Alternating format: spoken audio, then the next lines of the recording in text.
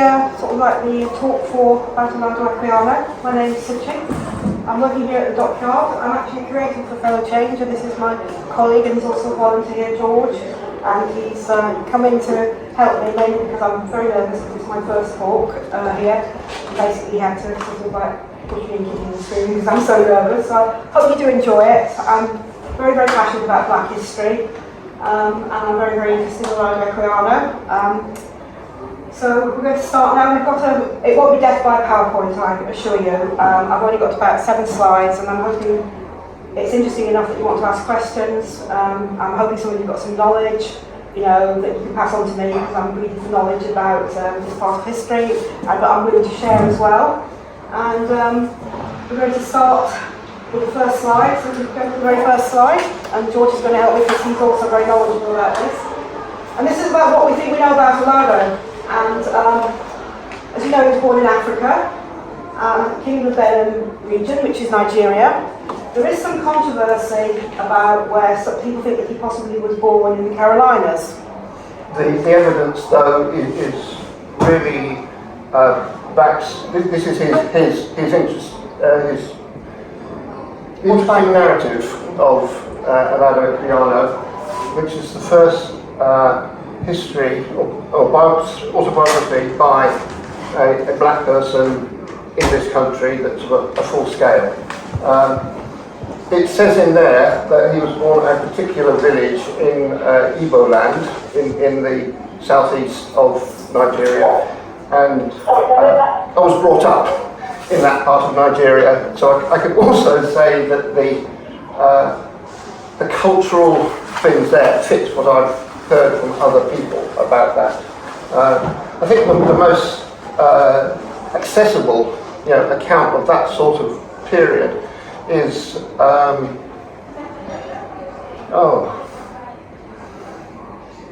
Things Fall Apart, but I forgot the right Chinoatomy, thank you, which is a superb novel in itself, and is warmly recommended.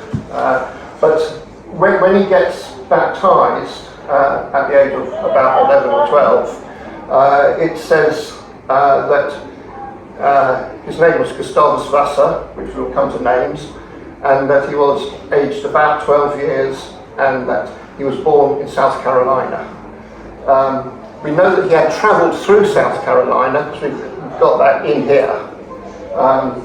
But I think the academic consensus, despite the editor of this, who thinks that the South Carolina should be more seriously considered, I think most people think he is from he was born in Africa. Nigeria. But that's something I think that should be mentioned because there are 2 official documents within this country that say that he was born in the Carolinas, but most of it, and most scholars think that that he was born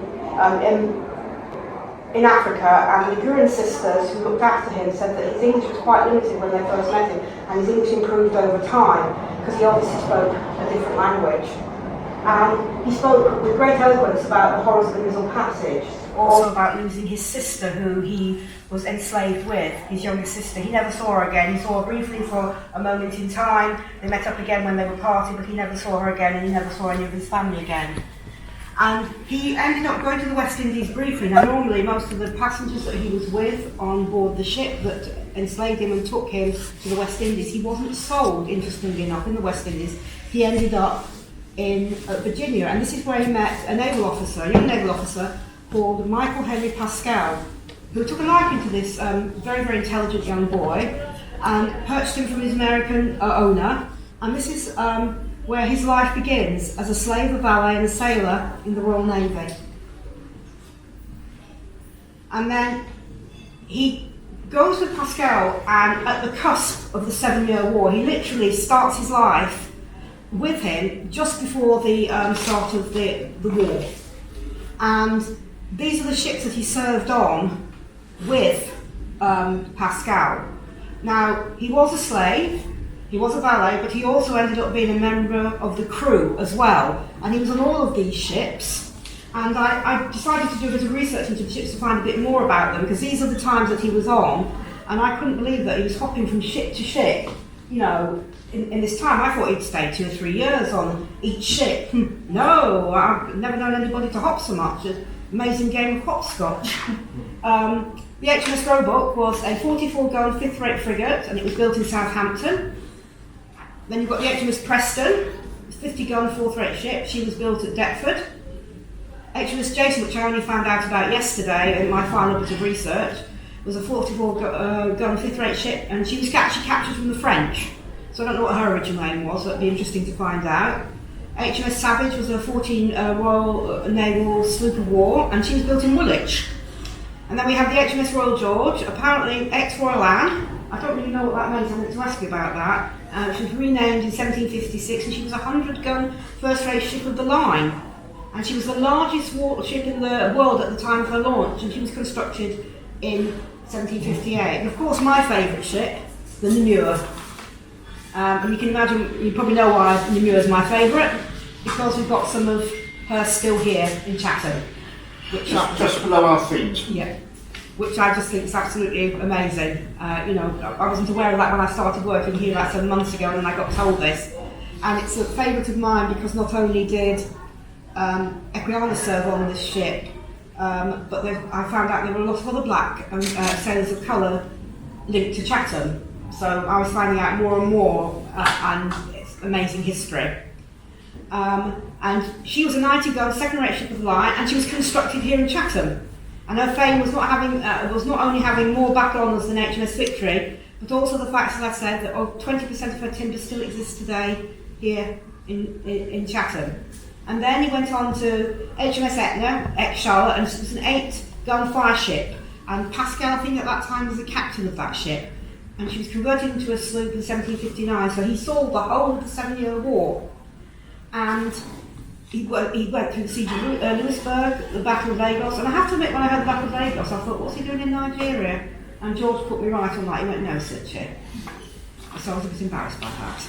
And a lot of people apparently make that mistake, so I didn't feel too bad. It's Lagos Bay on the south coast of Portugal. And it was the Namur's fiercest battle, where she lost more casualties and had more damage to her from enemy action than at any other part of her history.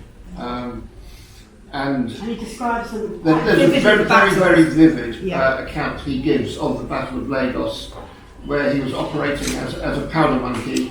And we've got that going into there, you'll see that. We also had the Battle of Havana as well in 1762, but the biggie was the Battle of Lagos, aka not Nigeria. Can we go to the next one here?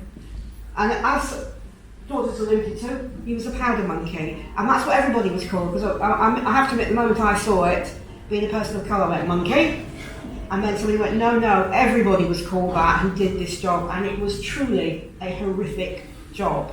Especially when I read up and did research, any of you know about it. He was about 12 or 13 when he was purchased by Pascal, and he was thrown into the theatre of war, we said. And he served as a powder monkey, and this was one of the most unenviable jobs you could have. The function was usually fulfilled by the youngest members on the crew, and it was one of the most dangerous. And they were usually selected for their size. Now, he was quite a petite little boy, was the description given by him in the book. And he could easily move around in the limited space between the decks, and they could actually hide behind the gunwales and keep him out of the sight of the enemy's sharpshooters. And this was a very dangerous job, as I've said. In the extreme, because Equiano says he saw companions lost to a spark or a nearby explosion when in battle. And actually, these boys held no official naval rank, did they? How it appears in the books, in the muster books of these various ships, is as lieutenant's servant. Mm-hmm. And it specifies which one it is, and it's always Michael Pascal. So on the Namur, Pascal is 6th lieutenant, and then the next line in the muster book is Gustavus Vassa, servant, 6th lieutenant, which means that he was being paid, or rather, the Admiralty was paying for his services a relatively modest amount, but he was being, but the Admiralty paid money, but because he was a slave, he didn't get the money, it went to his owner. who could choose whether or not to allow him to have, money, but it was entirely at his own will rather than by right. It's basically at his discretion.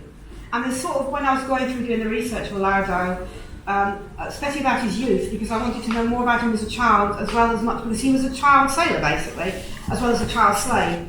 And he was treated at St George's Hospital after contracting chilblains and smallpox in November of 1757. So, so finding out some more information, sort of like digging around in records and everything. And like you said, he was baptised at St Margaret's Church in Westminster, so he became a Christian. And he did travel the world extensively, both as a slave and as a freed person. Next one, please. And one of the things that he did do as a freed person was to go travel on the HMS Racehorse, and this was really, really interesting to me. He was actually hired by an inventor, Dr. Charles Irving, as his assistant and aboard the HMS Racehorse. And one of the things that did happen to, before he became the assistant, he was betrayed by Pascal, who he'd been with for many years. Pascal had promised him his freedom, but he didn't give it to him. He sold him. Sold him on, and he ended up in Montserrat. Yes. And betrayed him basically, and he ended up, but he was actually purchased by a very good man, a Quaker called Robert King, who in the end said, you can have your freedom, but you have to pay me the £40 I paid for you. And he managed to afford that £40, and unlike Pascal, did not renege on his promise. Now we don't really know why Pascal turned on Olaudah, but Olaudah intimates in one of his books that it might have been that Robert King had mistresses and they fought with each other, and Olaudah was loyal to one mistress and not the other, and there was a bit of stirring by one, and Robert King, infatuated with the woman, believed her, and what she was saying, that Olaudah was not being good to her, and basically it was for that reason. Whether that's true or not, don't know, but that was what was intimated. He was obviously a very, very bright young man, and able to get on with people. He was a good linguist. At one stage, Pascal had, when he was posted, or at the end of a commission, when the ship's been going around, or at the end of a posting for an officer, he would have some time at home in England, in his case. And during one of those stays, Gustavus Vassa, as he was called to then, Quaulah Equiano, had received some education from some of Pascal's cousins. Ligurians. Yes. I'm probably mispronouncing it, I do apologise. Yeah, and later on, he received an extra set of education from King to work as his agent in various ports, so that though he was, for the last 2 or 3 years of his slavery with King, he spent much of that at different ports around the Caribbean, where he acted as the agent on behalf of King, which leads to some delicacy that people were necessarily involved in this whole system of slavery in all sorts of ways. Very complex. Yeah. And when later on he's with Dr. Irving, they have a plan that will involve Equiano, by then a freed man, again acting as an agent for the partnership that he had with Dr. Irving. And so later on he was in his own role as a businessman with Irving, was again buying slaves for the plantation that they were developing on the Mosquito Coast. Which is sort of like quite a controversial sort of, when you think about it, the fact that he was an ardent abolitionist, it's sort of quite controversial. I'm still trying to get my head around that, but it's something that you can't deny, it's there in the history books. And we did talk about his names. It's something, he was assigned other names during his time before being purchased by Pascal. He was known as Michael when he was in Virginia. He was also called Jacob before he became Gustavus Vassa. And apparently Vassa was not a name he wanted to answer to. And he showed a surprising resistance to this, when called by this name by Pascal. However, in the end, he was an old piece of property, and his act of defiance got him quite a few cuts and slaps, and in the end he had to acquiesce. But he had that act of defiance even as a child, so it was obvious that he had that in him to rebel, despite the fact it could lead to his death, because in the end he was a property and wasn't considered human, or at least recognised as a human anyway. And King, who was the Quaker, did give him quite a position of responsibility, and he at least did not betray him the way that Pascal did, as we said. And he did go and work with King in both the capacity in the slave area, but he also went with him on the HMS Racehorse, and Irving was also invented the what was it? Be able to distill salt water to fresh water, and he was known for that. And Equiano was his assistant on board the ship, so obviously he was involved in science experiments, and he played a role in what was a failed venture to try and find the northeast passage to the Far East. Basically, they got frozen. They got as far as Norway before, but basically frozen in. They didn't find that passage, and they basically got frozen in, as we say. And it took till the end of September for them to return to England. But on board the Racehorse at the time, interestingly enough, was a 14-year-old midshipman, Horatio Nelson, which is another interesting fact. Which I thought, oh, there's a youngster there, another great naval history. He was on board at the same time. There's some lovely amateur drawings of those two ships frozen in the ice with members of the crew exploring the nearby ice floes and so on, and with a polar bear in the distance, which led to them retreating to the decks very wisely. Polar bears are not as thin as they are now because of our sort of like the greening, and certainly big polar bears they would have been. One of the things also about Equiano, as we said, he was a skilled mariner. He was actually also a proficient player of the French horn. And he was trained by a hairdresser in Coventry Port Haymarket. For a year he trained to be a sort of dresser of hair. So it certainly was a very versatile man. I thought hairdresser, it's a big jump from being in the Navy. And after the Navy he continues his travel, but he takes up the mantle of abolitionist and author. And he published his book, The Interesting Life of Olaudah Equiano. It's a very, very long title, as you can say, The Life of Olaudah Equiano Gustavus Vassa. And this is the only time he really uses Olaudah Equiano, really, is within this context. He accepts his name as Gustavus Vassa, and he, in order to publish this book, he starts a subscription service. And in order for people to buy the book, and he actually has two subscription services, one for Ireland and one for England. And he toured the length and breadth of Great Britain, and he publicised and sold the books. He even went to Ireland, and he forged ties with many notable black Irish radicals. And when I say black Irish radicals, I don't mean as in black. I mean they were known as black, but they weren't. They were called Black Irish. It's a term that's actually used. How it came about is something that I'm researching. You say Black Irish, but they aren't actually African Irish, so it's quite an interesting term. His book went through 9 editions in his lifetime alone, which is quite amazing, really, isn't it, George? I mean, this is the latest edition. You think how far back it went?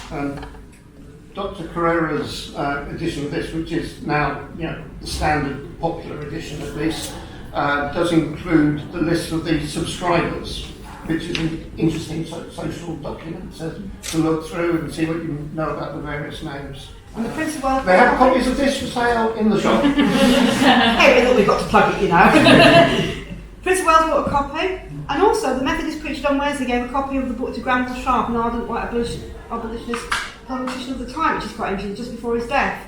So it obviously was a book that was being well read. A lot of aristocrats bought it. Several dukes apparently bought it as well. So it was obviously quite a popular book. And there's some trivia. Like I said, he was a proficient horn player. He trained as a hairdresser. And interesting, his burial place was lost until a US-based scholar, once again Vincent Corretto, decided to follow up on a hunch, and the hunch located the burial record for Equiano, which is held in the London Metropolitan Archives. And obviously they've got his name incorrect, but that happens a lot of the time. And his final resting place in the cemetery next to the former Whitfield Tabernacle Church in Tottenham Court Road. And the cemetery is now long gone. It's now a children's playground. And it was in this, he did get married, he did have 2 children, one who died quite young.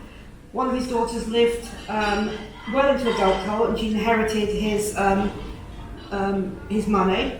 She inherited a quite considerable sum, equivalent of like 100,000 today, which was like about £1,000. And his wife was called Suzanne Cullen, and she was from Cambridgeshire. So I don't know, are there any descendants? Did they have any descendants? Or I don't know. Yeah, we do know that only one daughter was to adulthood. You know, so that we know there was one child. A friend in the audience is crossing her head, so who is No, because the daughter who survived and got married, that she didn't have any children, all under survived. So yeah, sadly. But yeah, and well, so there's apparently no descendants then, but she did inherit quite a lot of money. The book is still being published even now, still research being done, things are being found out. Apparently, one bit of research that I've only found out recently, that on one of the ships he was on, the captain died, and he had to take over, be the captain of the ship to get it back to port, which is quite an interesting thing to find out. So he, at one point in his life, he was the captain of the ship. You know, so he was very well thought of as a person who understood how ships worked, how the navy worked, how trade worked. And in 1786, which is before the publication of his story, he was employed by the Sierra Leone project as the commissary of the system, so in charge of all the stores and the buying of them, the arranging for them. This was an attempt about 3 years after the end of the American War of Independence, where there was a plan that a lot of black people who lived in London would be found training and passage to Sierra Leone on the location where Freetown is now.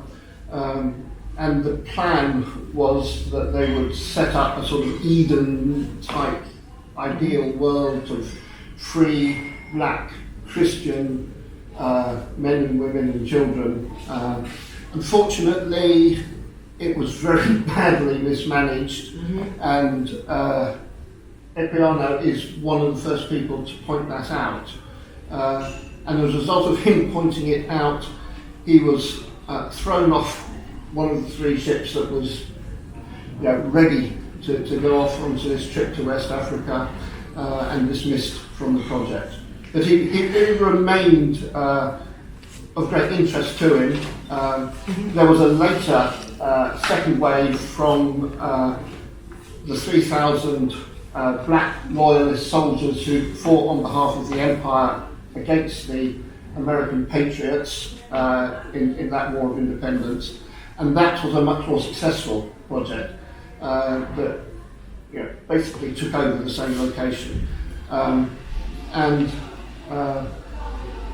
It should be noted that in his will he leaves, it's going to his daughter, but if she fails to live to 21, then the money is to go to this Sierra Leone project. So he remained a long-standing supporter of this motion. He was to have the Sons of Africa in 1786 in London. He becomes involved in the movement to abolish slavery. He was a prominent member of the Sons of Africa, a group of 12 black men who campaigned for abolition. So, and he was most vocal about abolition, and he had quite powerful friends. Sadly, he didn't live to see the abolition. He died before it happened. He plays a very important role in the development of the plan that will lead to the abolition of the slave trade. The slave trade, not the slavery, but of the slave trade. He, who knew his way all round the Caribbean, wharves and harbours and quays and understood intimately how that whole system worked.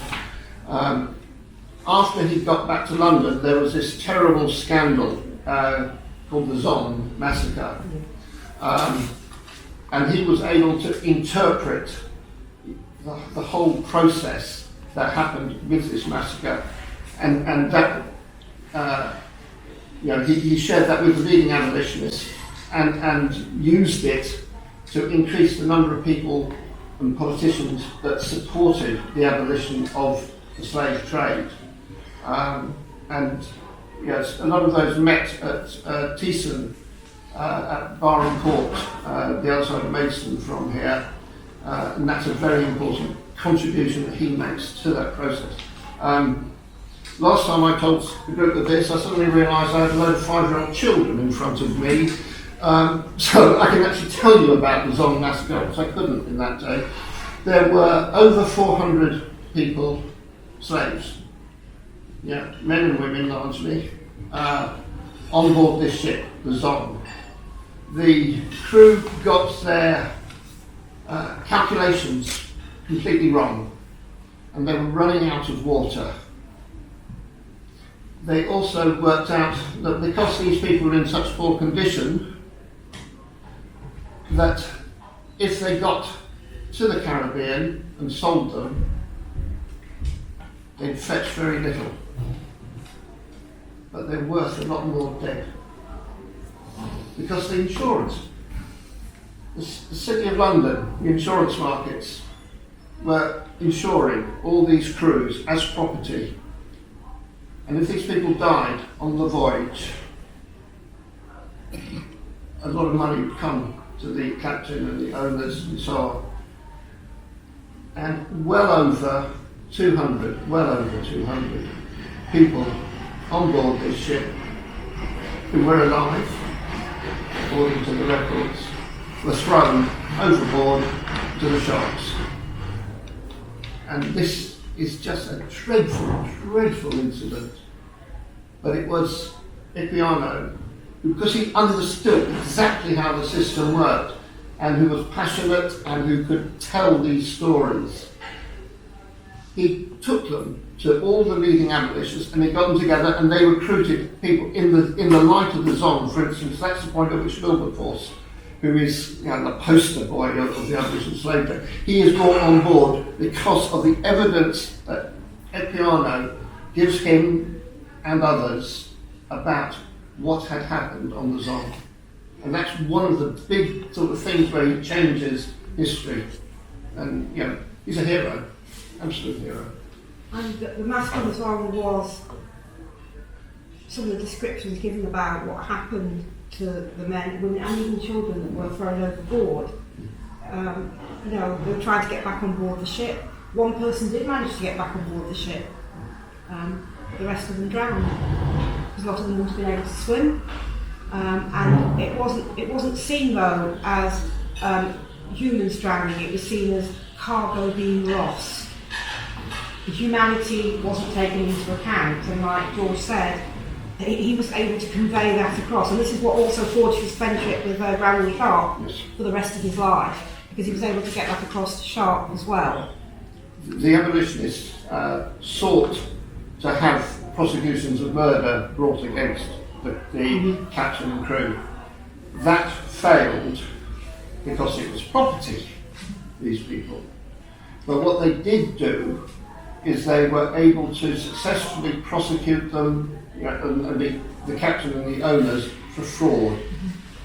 That was the only offence that the law courts could find in what had happened at the Zong massacre. We need to remember that. So, the death of sort of a couple of hundred slaves was for fraud, not basically for the slaughter of human beings. And that was what, in doing that in some way, it sort of made a lot of people think actually maybe slavery is wrong. Not enough for slavery to end right away. It took a long time for slavery to come to an end. And even then, when the abolition of slavery did occur, it occurred in quite an interesting way, because the Earl of Mansfield ruled on the Somerset case, which you've probably all heard of. And very interestingly, I don't know if many of you know that the Earl of Mansfield had a great niece, and her name was Dido Elizabeth Bell. And she was the daughter of his nephew, who was an officer in the Navy and a black slave woman. And she lived with him. And although she wasn't treated as aristocracy, she wasn't treated as a servant either. And apparently he adored her. And he probably understood that if slavery existed, she could be taken back into slavery even though she was free. And research has been done saying maybe he wasn't as harsh a man, and he's a man who basically wrote the laws on mariner law that still exist to this day. Yet he said, let justice be done though the heavens fall, when it came to slavery, and that no slave should breathe, should be allowed to slave would be allowed to breathe air on English soil. He said people misinterpreted it. It's quite interesting that a man that is so clever in law could make a mistake. And it's interesting that he had a biracial niece, a great niece, that he possibly was trying to protect. And she actually lived, married, had children, and her last descendant died in South Africa in 1979. And that's, so that is linked in with all this back in this history. So this is So basically, I don't know if anybody has any questions for us. You might want to run away. But there's so much more that probably missed, we've left out. But there's only so much you can put in a certain amount of time. I don't know if anybody has any questions or, of interest, or if they've got any knowledge themselves on the subject. I wanted to ask, how did he acquire his education? Did he teach himself largely? I was just wondering if he said that he didn't have very good English, and then he sort of improved his English, and then he managed to write a book. He got schooling on board the ship with the other young cadets that was mentioned, and the sisters, who were the cousins of Pascal, also helped him with his education as well. And he also helped that he was very bright. So even if he'd been taken away from schooling, he was always learning, very inquisitive, liked to know things. So that's how he got a lot of his education on board with the young other sailors, and then also through the help of Pascal's cousins. Yeah. And when he was with King, he received a lot more technical education, and his English improved, but his ability to make the calculations for the business things that they were, he was doing on his owner's behalf at that stage. As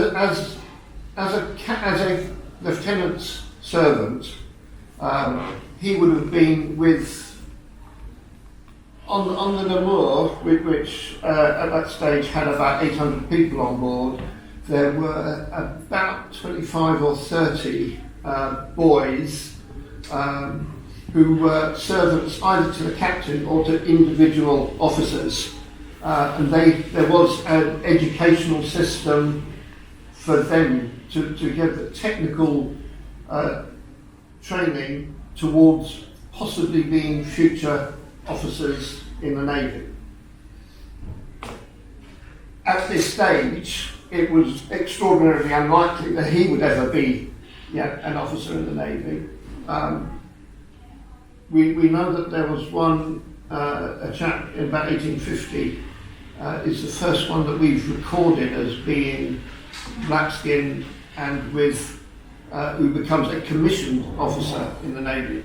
We've got plenty of others as petty officers and even warrant officers beforehand. But his education on board the ship would have been with a number of other boys. We don't actually know how that education was provided. In some ships, there were supernumerary people on board who were teachers. Because it's a big ship, that may have happened. But the standard thing was that reliable midshipmen would be expected to teach the boys, the servants who were on board. But then there's also the other part of the training is that as the 6th Lieutenant's servant, he would have been at his elbow a lot of the time, and he's seeing and hearing, and he is extraordinarily bright and clever. And he was about sort of the runner along the breath of the ship, so Anybody else got questions? I've got a question following up very much on what you were saying about him being a powder monkey. But there was that one period when obviously it was literally just for a few hours. He was extremely busy. But there were very long periods at sea, like when they were sailing across the Atlantic to Louisburg. And I don't think he actually was involved in the siege of Louisburg because it was mostly a land assault. But it just took an incredibly long time to sail anywhere, really, really slow. So what I was wondering is, was he spending more time polishing Pascal's shoes and washing his linen, or was he spending more time shooting up and down the rigging and being a member of the crew? Because it's not made very clear in his memoir. I think, from looking at other officers' servants, it would have been a mixture of that technical sort of thing of, as you say, running up and down the mast and learning, how to do all the tasks. Also, that trying to be smart. These at this stage, there are no naval uniforms except for officers, and there isn't a uniform for officers. They go to a naval tailor before they join the ship, and they used to have one made up that looks like a naval uniform, but they're not. They're uniforms, but not uniform. That's what I was saying. Was he? I'm just interested. Let's wonder. How much he did have to do chores. Yes. Because the officer servant thing. There's a really nice book called The Real Jim Hawkins. The boy in Treasure Island, all about ship's boys, and it explains that officer's servant can mean a multitude of things. It can mean that actually you're from an educated professional home and you're going to become an officer, or it can mean that you might be from a mariners' society and an orphan, and that you haven't got the snowball's chance in hell of becoming an officer, and that you're going to be much more servant class. And but I still don't know whether if you were the servant class sort, whether you spent lots of time looking after your master, or actually being a member of the crew. He was certainly a member of the crew, and was at the disposal of the captain to do whatever the captain wanted doing. But it would never have been far that he was also a slave and property. So yes, he was crew because he would have been being paid, like I said, because he's on the payroll. But there would always been that thing that he was also the property of Pascal. So there's a very, very fine line when you look at it, and probably that's why he probably wouldn't have written about that, because how do you explain that when you are crew, but you are also property, but the people that you are working with are not? There would have been a number of other black people amongst the crew. The standard records don't have ethnicity or complexion.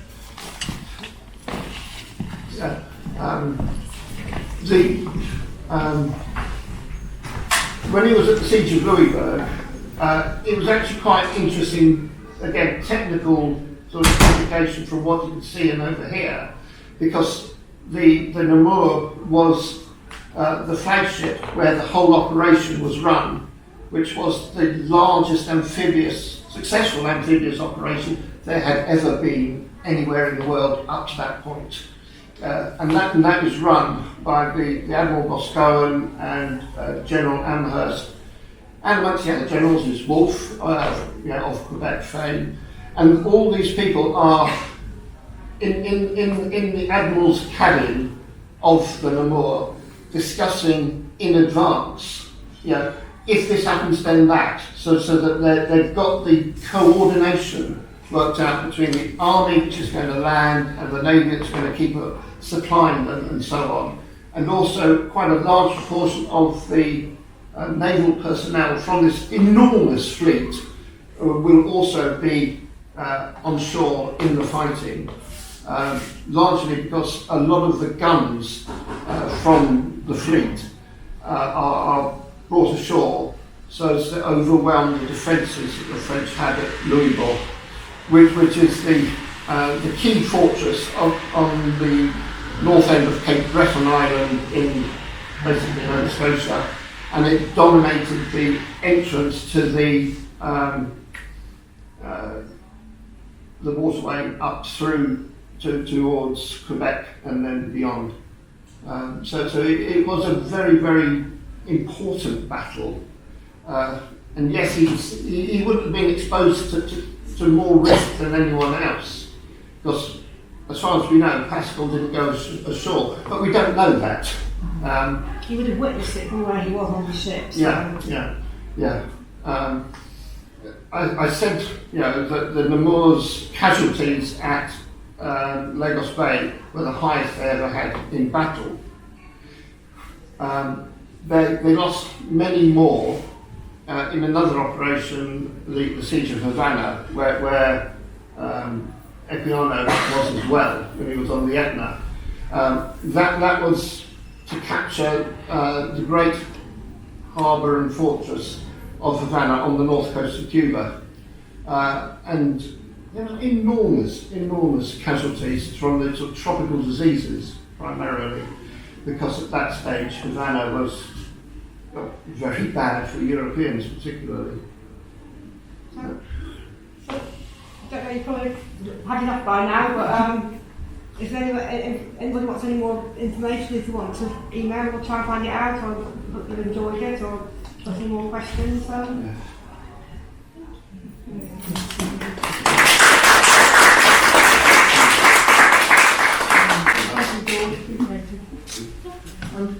The exhibition on him, where the timbers are from the Namur, is amazing. Even though it's not in the form of a ship, it's in the form of a floor. Recycling. It's atmospheric, and then there's that little. There is a little recording with someone narrating the relevant bit from his memoir about what it was like being a powder monkey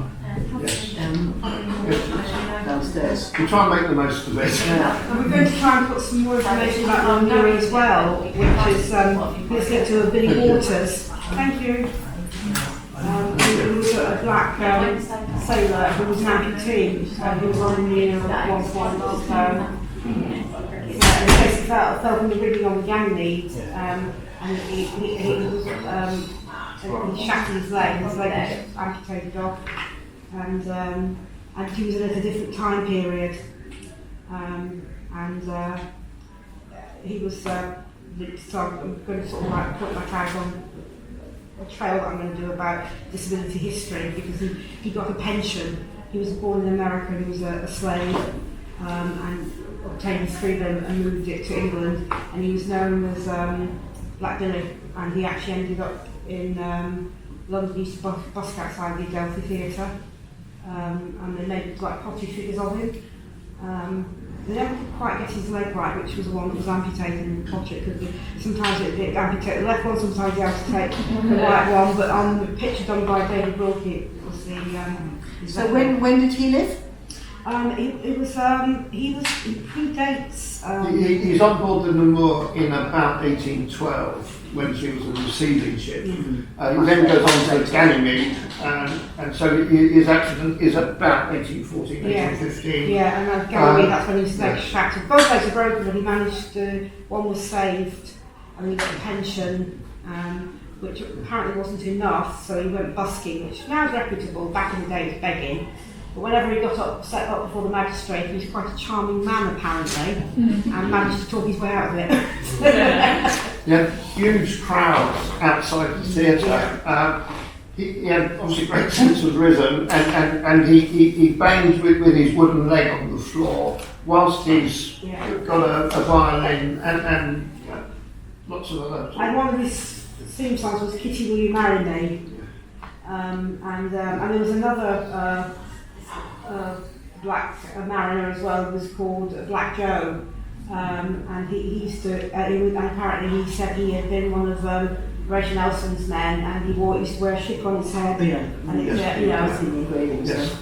so that's another one linked, and there's just so many stories You know, a lot of them came over, wasn't it, with you know, to fight for the British because they were offered their freedom. You know, so that was a great incentive.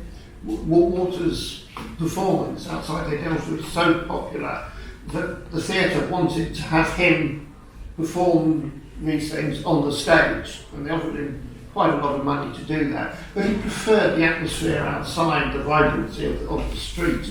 And so they got a pretend Billy Waters to do a version inside on the stage, whilst the real Billy Waters is outside performing. Although he did do a couple of, apparently he did do a couple of come on the cameos, you know, sort of precursor to cameos in TV.